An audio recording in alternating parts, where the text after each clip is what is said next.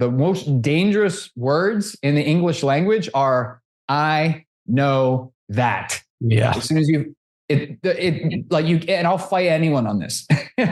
If you think you know something, but you're not doing it, do you actually know it? Because in the 3 levels of life mastery, the bottom is knowing, 1 level up is doing, and the very top level of mastery is living it, being it, right? So if you catch yourself, I know, I've heard of this infinite banking thing. Well, are you actually doing it? Are you actually living it? Because if you're not actually living it, you don't know jack. Sorry. 1000%.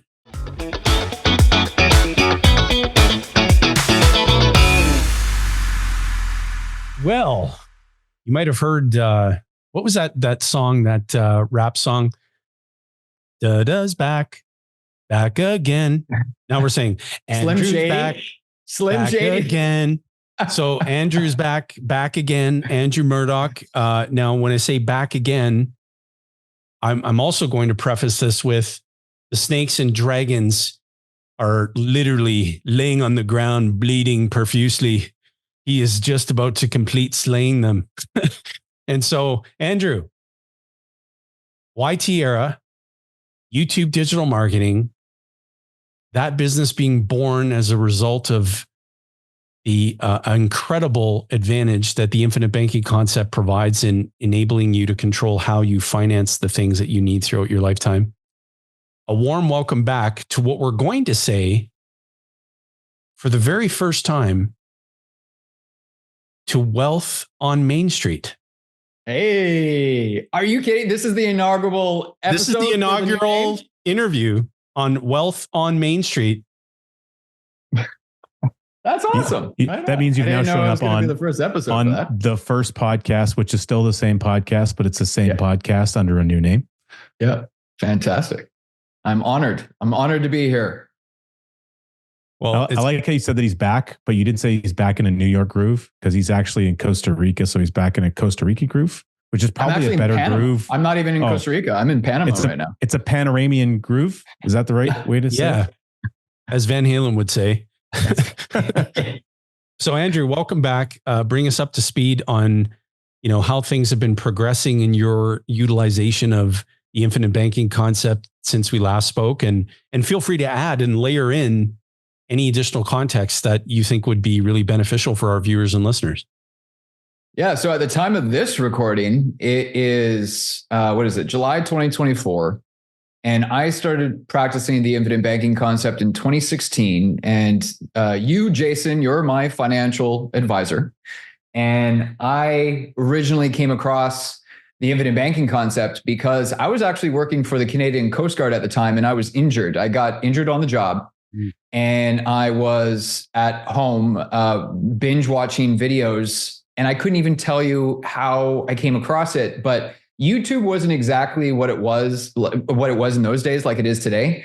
And I found myself on this gentleman's website, and I was just binge watching his videos. And then after binge watching 24 some videos, reached out to his team, and I said, "I'm convinced. I've seen every single video on your website. I want to do this, but I'm Canadian. Do you help Canadians?" Because I knew I was talking to an American. Yeah. And they were, him and his whole team were very kind, very professional. They said, "No, actually, we can't work with Canadians, but I can introduce you to someone." And that's how Jason and I got connected back in 2016.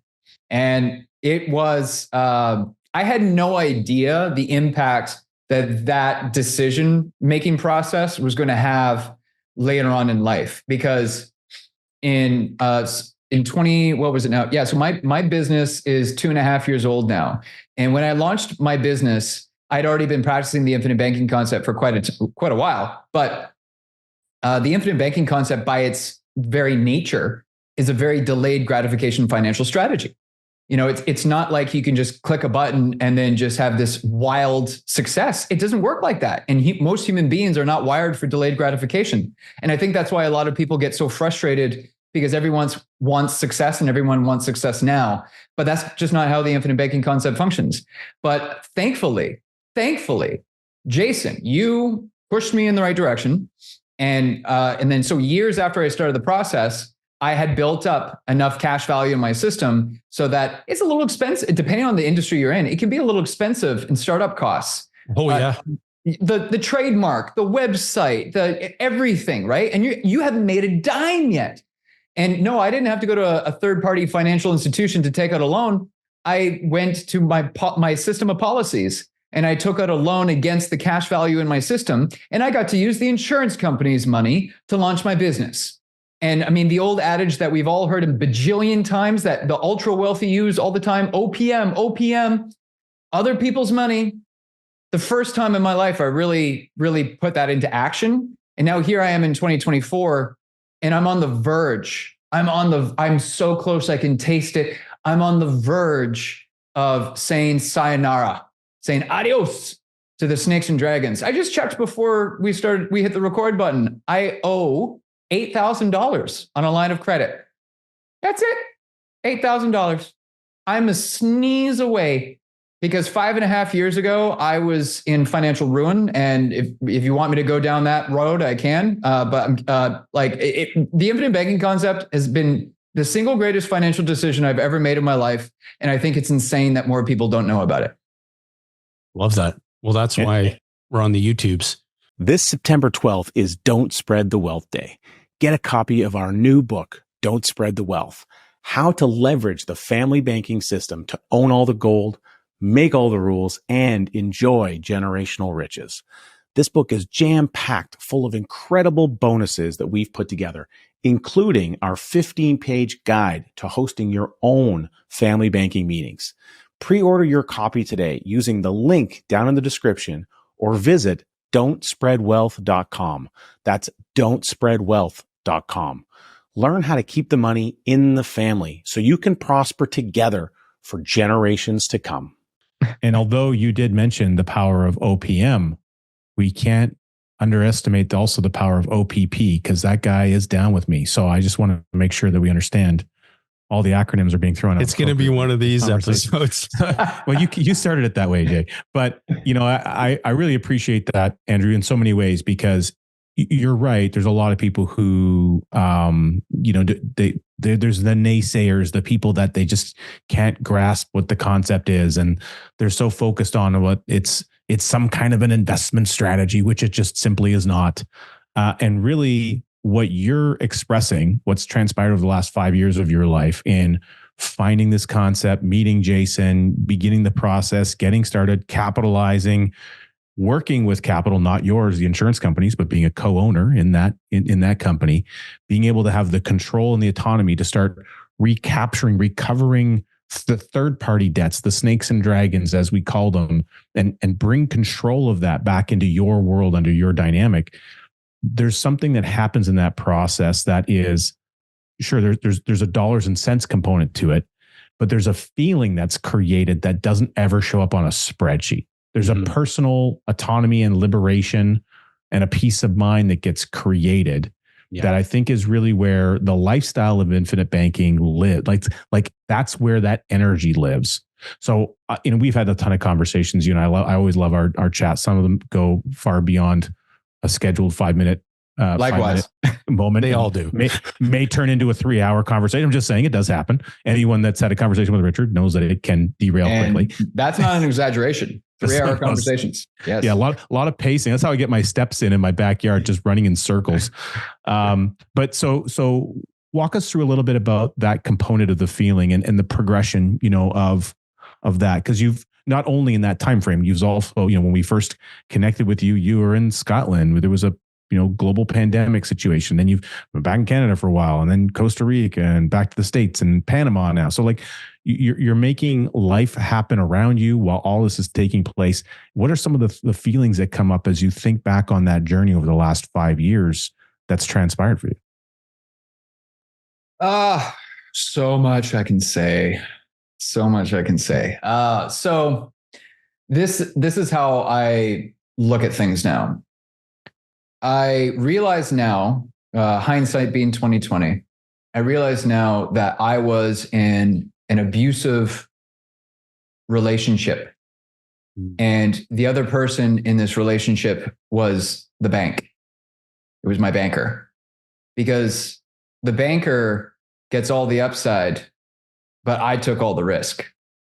And so when it comes to the feeling and the peace of mind of controlling the financing needs of my current life and my future circumstances, there is nothing that exists on a balance sheet that can adequately describe or represent the peace of mind, because every single one of you watching this interview right now, whether you admit it or not, or sorry, not admit it, whether you recognize it or not, you are in an abusive relationship with your banker, but you don't know you are, because every time you got to walk into the bank, they got a big smile on their face. Maybe they invite you in. Can I get you something to drink, sir? Ma'am, can I get you a tea? And they sit you down, and then they wave their hands. They bring in the smoke and mirrors, talking about interest rates, and none of it matters. And it's not until I really got wise with all of that and really started binge watching lots of your YouTube videos and reading the books, Nelson's book, Becoming Your Own Banker, the great, amazing R. Nelson Nash. It wasn't until I really got going and actually started living it. That's there's the Bible as far as I'm concerned. It wasn't until I actually started living it when my eyes were opened and I thought, and there's the great R. Nelson Nash. I got nothing over here, guys. I can't contribute. But it wasn't until I started living it and reaping the benefits where you feel like a moron. Like I felt like, I'm speaking about myself. It's like, you have this really crazy moment, and then you start looking around, realizing, why aren't any of you doing this? This is the stupid simple. And the other thing that I can add to this answer, because now I'm getting all animated because I'm so passionate about this freaking stuff, is you guys know I'm a YouTube geek through and through. Love that platform. Changed my life, that platform.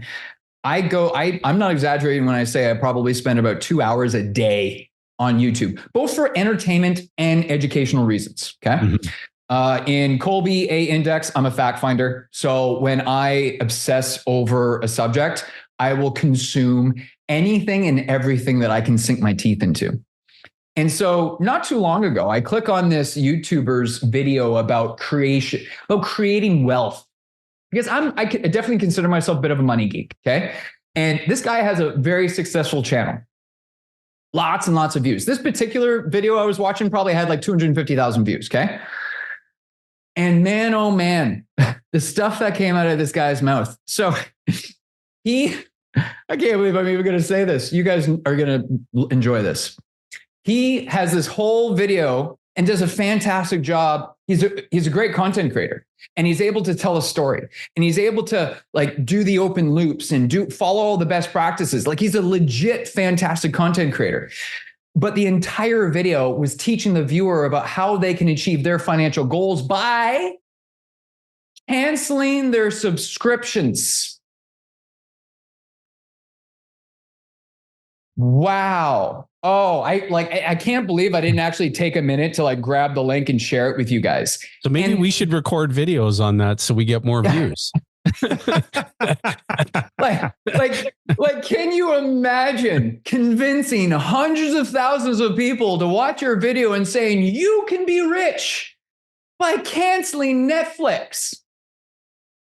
I think it's the craziest thing I've ever come across in my entire life. One of the federal cabinet ministers suggested that you do that in order to solve the problem of inflation in Canada. So, I mean, it must be good advice. I mean, based on that criteria. I mean, all I got to say to you watching this video now, if you're only prepared to make small changes, then you better be prepared for small results. But anyone in the Western, this is a fact, anyone in the Western world, when you look at the data, the number 2 largest expenses anyone in the Western world will experience is taxes and interest. So legally reduce your obligations to taxes and interest and be prepared to reap massive rewards above and beyond canceling your damn Netflix. I think it's stupid. Taxes and interest, both of which are about as welcome as a fart in an elevator.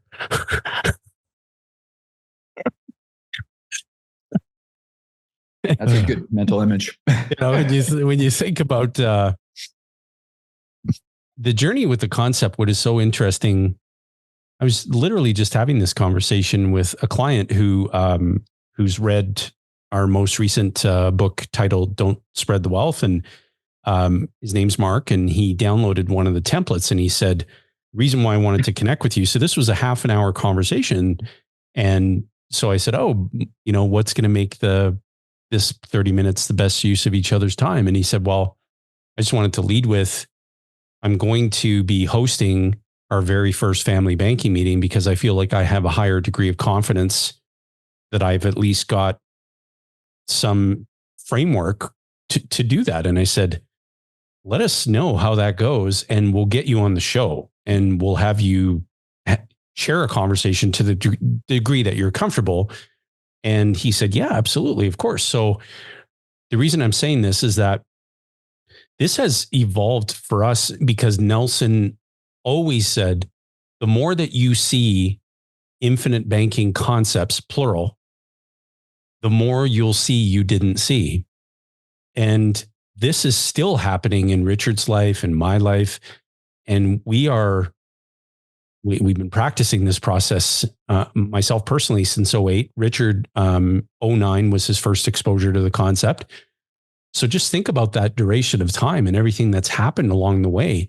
And we've been gradually and incrementally assuming control of the banking function as it relates to our needs and our family's needs. And this concept is primarily discussed at the individual level. So Andrew, you should control how you finance the things that you need throughout your lifetime. You should control the banking function as it relates to your needs. But we've taken that and just amplified it to say your family should control this function as it relates to their needs. Your company should control this function as it relates to its needs, and so on, right? So you have witnessed this along the way. You're literally curating all of our YouTube content. And so you're learning. Your business is providing a service and you're learning something in the process. Like, how does that land with you? Like, what has that been like? I'm curious to know from your vantage point. The compound interest affects and impacts all of us at all times, without exception. You're either growing or you're dying. There's nothing static in life. And yeah. I personally used YouTube to improve my life. And like I said, I'm a fact finder in the Colby A Index scoring system. So I personally found YouTube in when it comes to education to help me rewire my brain or gain an understanding. Yeah. And your guys' videos specifically, I would consider to be one of the most impactful group of videos on all of YouTube when it comes to financial education for Canadians and Americans. Richard, you have a video called "What Are Paid Up Additions" on the YouTube channel.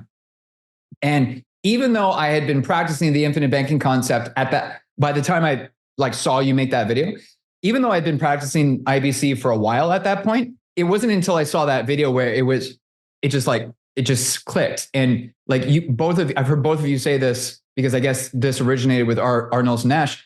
It's more caught than taught. Yeah. And that was one of the examples of a time where I watched a video. In this situation, it was a video that Richard made with some very clever visual animations, because I like the vast majority of the human race, just because of how the human brain is wired, I do learn best from seeing. And right. Anytime you're dealing with numbers, it's just nice to have a visual representation, a graphic of some kind. And I personally believe virtual reality and augmented reality and those kinds of things are going to actually improve, and it's going to, get better with time. But now I digress. I'm going off on a bit of a tangent. It was that video that Richard created on the channel where it kind of just clicked with me. And I was like, oh, now, because it's sometimes, and for better or worse, sometimes in your industry, you guys are kind of locked in with using some jargon and terminology that the everyday Joe kind of gets lost with. And I can relate, because I'm not an authorized infinite banking practitioner. But when I'm watching videos and reading books. And even though Nelson did an amazing job writing that book that's only 90 pages long, you really do. You guys have said this many times. You really do have to read it more than once, because it's just, the first read is not enough, because it's almost like you're reading a different language, because we've all been kind of brainwashed to believe things a certain way. Oh, you need a mortgage? Go to the bank. Oh, you need to pay for your daughter's wedding? Go to the bank. Oh, you need to, your kid's going to school? Go to the bank. We've all been indoctrinated into this system, into this traditional way of doing things. We're all sheeple at the end of the day, just doing what everyone else is doing. And it's just a real shame. It's just a real, honest to goodness shame that more people aren't practicing the infinite banking concept, becoming their own banker, because man, oh man, the amount of problems that could be avoided in our world if they had complete and total control over the banking function as it relates to their needs. There you go. So, but to answer your question, that specific video would be a great example of where I had a eureka moment. And I had already been practicing the concept for a number of years. You're going to have many more eureka moments. They still happen to me. Yeah. In fact, like literally earlier today, Jason and I were reminiscing as I was watching some of Nelson Nash's YouTube content on their YouTube channel. Again, a shout out to Andrew and his team for some of the great work that they've been doing there. And to David Stearns of the Nelson Nash Institute for committing to releasing and getting Nelson's content out into the marketplace. So huge shout out there. And one of those videos, we're looking for something specific where Nelson's talking about growing your own cow chow. And I'm like, I saw this. It came out recently. I got to go back and look for it. Turns out I found it. It was the first video I clicked on. I was able to find the thing. But as I'm going through some of this and I'm rewatching it and it's bringing back memories, it's like little glimpses of things that, although I already knew or heard them and they'd already connected, think about plugging in an electrical cord.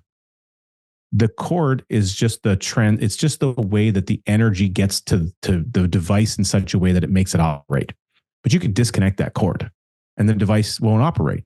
But then you plug it back in and it operates just fine. So the device is fine, but it's not until it's connected to the energy source that it actually starts to do the thing that you want it to do. Does that kind of make sense? Yeah. And so even though you might know something and you might have the ability to operate, if you're not connected to the right energy source, you might not be operating at that moment in time. And so like rewatching Nelson's content, going through the book is kind of like, oh, I'm just reconnecting. I'm just plugging back into the electricity that's in the wall. And you're force feeding that energy to get into your brain, into your soul, into your heart in a way that it reactivates what makes that machine work to some degree. It's kind of like the analogy that comes up for me. And some of that was happening yet again today as I'm going through Nelson's content. And so here's the thing that's really been sticking with me for a while. And I feel like I wish that Nelson was here to have this conversation. I'd love to just diarize and speak this out with him directly, but it's becoming your own banker. And we spend a lot of emphasis on the words your own. And that is critically important because it is you and it's about your own. People want to put a lot of emphasis on the words bank and banker. But lately, what has been coming up for me that's been really apparent is actually the word becoming. And so, Andrew, and some of the things you're sharing with us over the last 5 years and your journey, the things that have come up, what you knew, you got started, you knew it was the right thing, you began the process, you added to your system, you grew your program. But then you're seeing things in the video content and it's like connection, it's latching, it's more caught than taught. So the reality is becoming is something that you do. It's an action that happens over time. It's not, I became past tense my own banker and I'm done. That's the arrival syndrome. Yeah. We're not going to arrive in knowledge. You're always going to continue the journey of learning. So you're always becoming. I'm 15 years at becoming my own banker. I'm going to continue that process. I'm not going to stop becoming. That's right. That's brilliant. And credit to Nelson again for being very intentional about how he phrased things because he wanted you to really think. And Andrew, you're going to continue to see what you didn't see up to this point. Because like you said, you've read the book, you've consumed a lot of content, and then boom, you see this video that Rich did on paid up editions. A light bulb goes off. There will be, I promise you, if you were to take a moment and read Nelson's book again, you will see a number of things that you didn't see because you are becoming your own banker. And that's why Nelson, in addition to what Rich described, Nelson encouraged people, and he encouraged you by saying one reading won't do the job. You have to go back and read it again and again and again, because you will see that you didn't see every time you do that. That's the brilliance of it. There's something I think that you're uniquely positioned here, Andrew, to speak on. And that's at the beginning of this, you'd watch some videos and you got connected to Jason. And so your exposure, connection, and communication was very, from Jason, and then adjacently, the Ascendant organization and coaches. So you had kind of a fire hose level of information, probably more than the average bear because of what you do with YouTube and so on. But your experience has really transcended that in such a way where you've had some connection now with the Nelson Nash Institute directly. You've attended an infinite banking think tank conference, which was amazing. You delivered an incredible talk there for the group that was there. So you got to facilitate being in that room, in that environment of people, and actually meet and connect with many of these other individuals who've learned Nelson's work. So I think you bring a unique perspective to our listeners. I'd love for you to just share some of the things, your takeaways from the think tank, and then what it's like to be surrounded by that community of people. And then one other thing I just kind of aside, maybe you can expand on it, is you've been an avid attendee at a lot of our group coaching sessions that we've done. And you're an active participant, which I appreciate because you bring a lot of value to the other people that are there, because you volunteer and you share and you get engaged. So there's two kind of components there. I'd love to hear what are some of your thoughts on that you'd want to make sure we could share with our audience. Well, I think I've got a good answer to your question, because I do spend a lot of time thinking about some of the problems that you guys highlight a lot, especially being a professional marketer and using my powers for good, like the line from Spider-Man. With great power comes great responsibility. Because let's be honest, there are some marketers out there who maybe aren't making the world a better place. And I like to think that me and my team do everything we possibly can to make sure that extremely valuable, life-changing content reaches as many of the right people at the right time as possible. And like just looking at comments on your videos, or having conversations with people in everyday life, there's so many people distracted by things that don't matter. And it's just, it is a little disheartening, but it just goes to show you how much work still needs to be done to really get the infinite banking concept, becoming your own banker, into the hands of everyone, because it is a universal in Canada and the US, from my understanding. I don't believe the concept can exist around the world because of all the different rules that different jurisdictions have. But for the most part, we're talking about Canada and the US. And after attending Think Tank and having all kinds of conversations with people in my social circles, I'm blown away with how many people have either A, not heard of the concept, or B, have heard of the concept and are immediately assuming that it's only for the ultra wealthy. That's actually comes as a shock to me when I come across that. As of this past December, I joined Genius Network. Genius Network is a group of highly successful entrepreneurs and business owners. And there are people in that group that are orders of magnitude more successful than me. But you know what I've learned by being a member of that group? It doesn't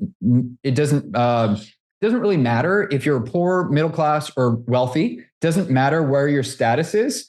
Everyone struggles with access to capital. Yeah. It's a universal problem. Yeah. And the infinite banking concept solves this universal problem. 1,000%. It's a mindset problem. Yeah. We're dealing with a mindset problem. People don't have the awareness. And then even when they do have the awareness, they're like, oh, that's not for me. That's only for the ultra wealthy. Was that the answer or the direction you were hoping I was going to go there with, Rich, or did I miss the mark there? Because it's your perspective 100%. And I think you're recognizing, yes, what are fundamental problems that you see, because you're curious, you're looking at those things. And again, from a marketing standpoint, you're wondering, how do you help communicate the solve of that problem? You have people that have a solution, and you want to make sure that solution is presented in such a way where other people can connect with it. So that's a unique way of looking at it.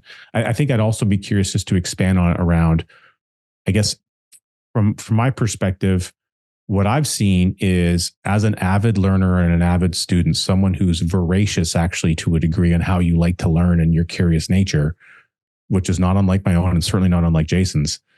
You are actively being involved in things that interest you. The infinite banking concept is more than interests you.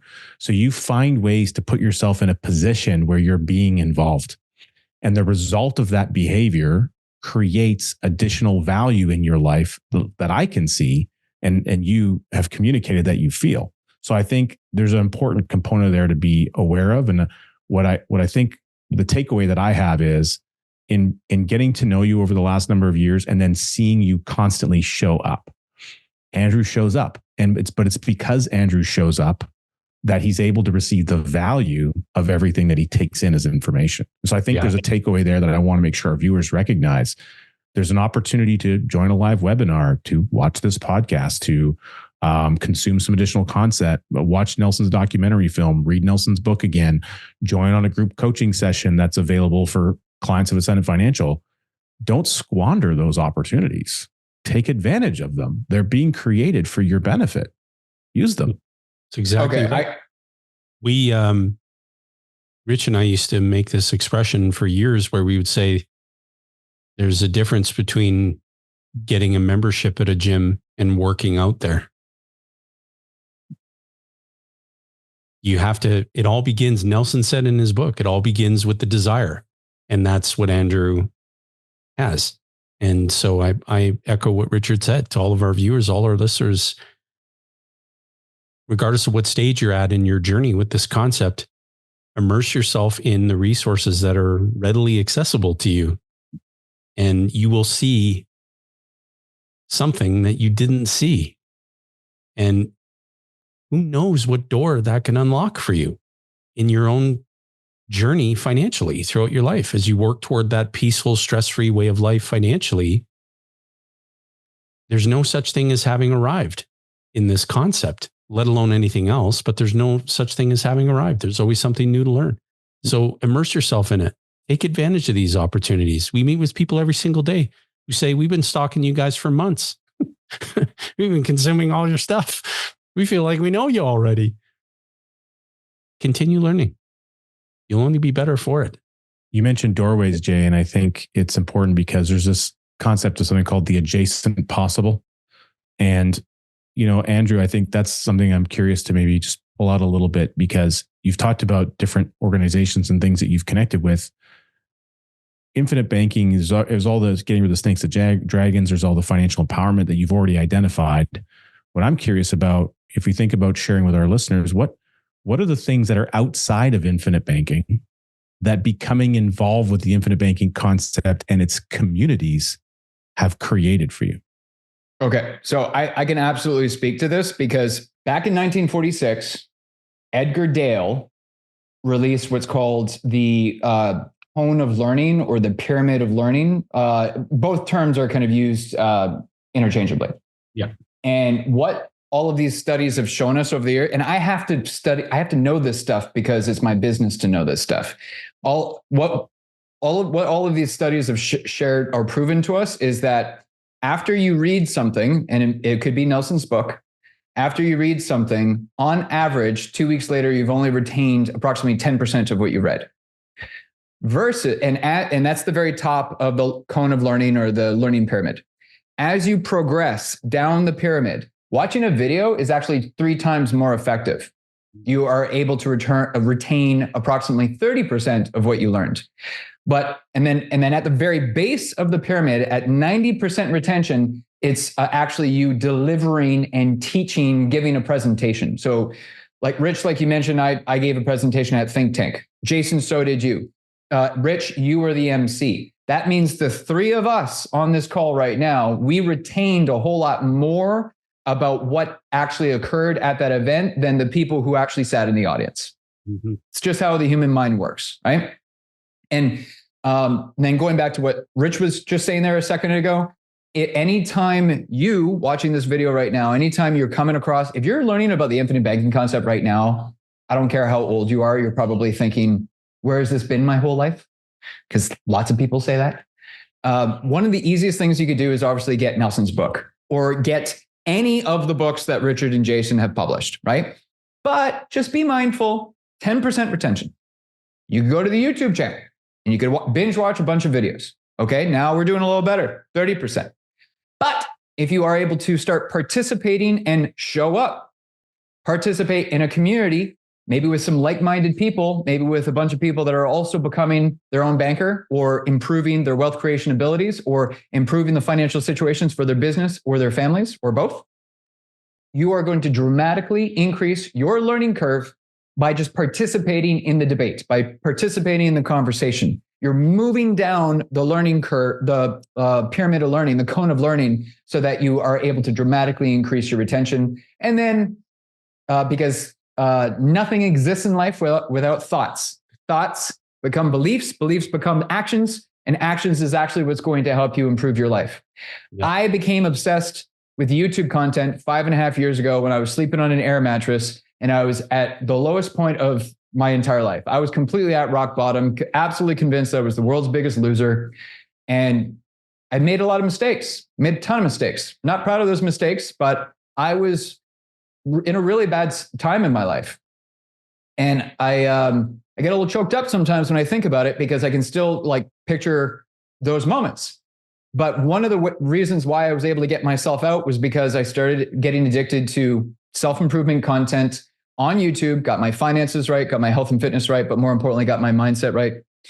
And, but more importantly, I actually got off my ass and did something, because if you're just constantly sitting back passively, reading the books, listening to the podcasts, watching the YouTube videos, and you're not actually doing anything, not only is your retention going to suck because now you're not following through, but you're not going to actually make a difference because it's all about action. Words have really little weight in the grand scheme of things if you're not going to reinforce your words with actual action. I learned this years ago on a YouTube video, and I'll never forget it. The most dangerous words in the English language are "I know that." Yeah. As soon as and I'll fight anyone on this. If you think you know something, but you're not doing it, do you actually know it? Because in the 3 levels of life mastery, the bottom is knowing, 1 level up is doing, and the very top level of mastery is living it, being it, right? So if you catch yourself, I know, I've heard of this infinite banking thing. Well, are you actually doing it? Are you actually living it? Because if you're not actually living it, you don't know jack. Sorry. 1,000%. A lot of people think that they're doing it because maybe they went and been an insurance person and they ended up owning somehow a insurance policy, and they think that what they're doing is infinite banking, but they're not doing anything. They just have some insurance. It might be good. Yeah, because they were told that they bought an infinite banking policy, which doesn't exist. Exactly. So the process of actually doing things 100%. So thank you for sharing that, Andrew. I really appreciate the way you quantified and clarified that.